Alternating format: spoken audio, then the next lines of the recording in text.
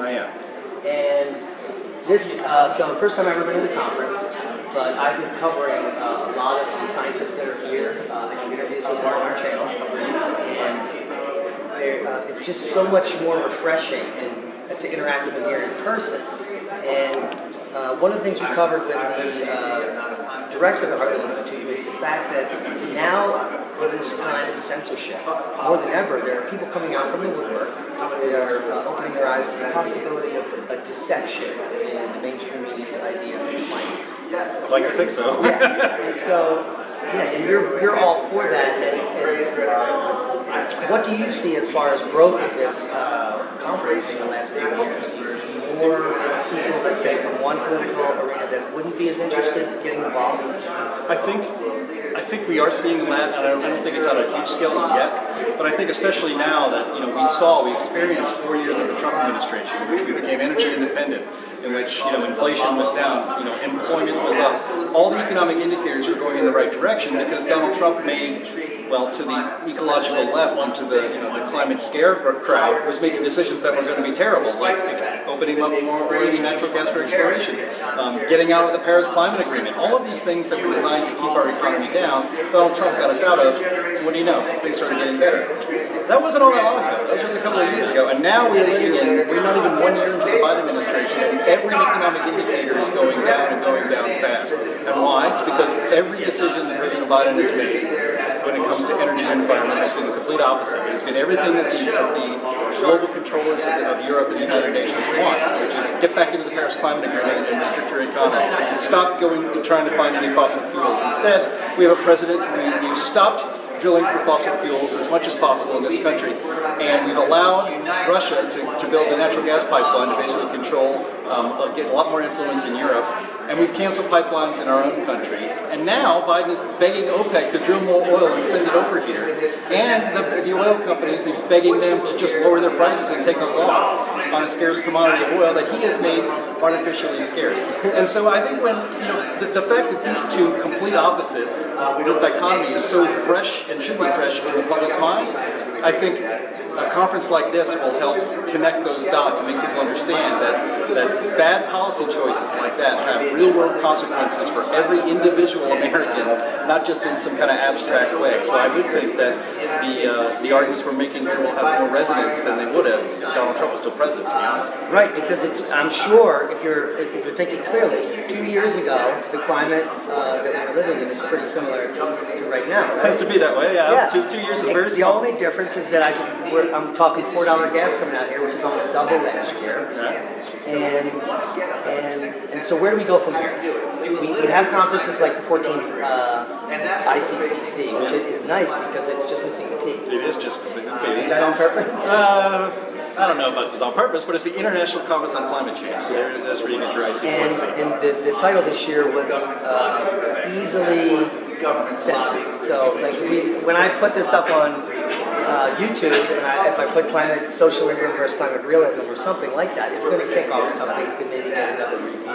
Right. So do you guys specifically work when you're putting up your videos at the Heartland Institute to try to avoid the algorithm by putting, let's say, less salacious headlines? I mean, do you have someone that's doing that? I guess God bless us, we try to be honest. That would be dishonest to try to sneak something past the censors. We actually believe the more flags you send up to the censors online, the more pressure eventually will come to them to have to stop this, anti-free speech, monopolistic abuse that they have, exercised against the Heartland Institute and anybody else.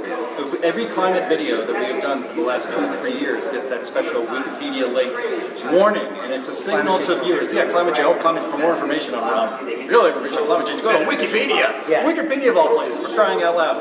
And we've had that label on our videos on climate for years, and it's a signal, it's a subtle, almost automatic signal to the viewer, well, this is garbage, this can't be trusted. Because you don't see those things unless, you wouldn't see a warning, right? Unless there was something to be worried about instead of the fact that it's the truth. So, we don't, the title of this conference is The Great Reset, Climate Realism versus Climate Socialism. So now we've just double triggered. We probably have a real automatic automatic weapon aimed at us at this point because we have had so many trigger words in it. With the great reset and climate change. Well, sometimes I go really off the hook and I'm a little crazy, like Alex Jones style, and we started getting those. When we first started getting those climate change monikers on the videos, it was like a badge of honor. Right. And people viewing it, they loved it. But I guess our videos continue to grow and people continue to watch them, so then sometimes they put flat earth up, and we don't talk about flat earth, we're talking about chemical climatology or science, and they just put flat earth underneath of a video, which is talking about maybe climate fraud or NASA and NOAA adjusting temperatures. So it's like an active campaign against true scientists or people that are reporters or people that are investigative journalists and actually getting the truth out. They're painting us as flat earthers. Well, instead of trying to actually engage the arguments that the scientists and policy experts that are here at this conference this weekend are making, they want to shut you up, shut you down, make sure nobody sees you, suppress all of your videos, and the next step really is to frankly make it illegal to be spreading climate misinformation. And I think that is the ultimate goal, is to make it illegal to say anything against the narrative that the state is putting out there. And the state doesn't mean the United States, it means the global state as well. The states across the UN, ICCC, they don't allow anybody who thinks their science has some issues, they don't allow those people to come talk to their conferences, which is why we need something like this.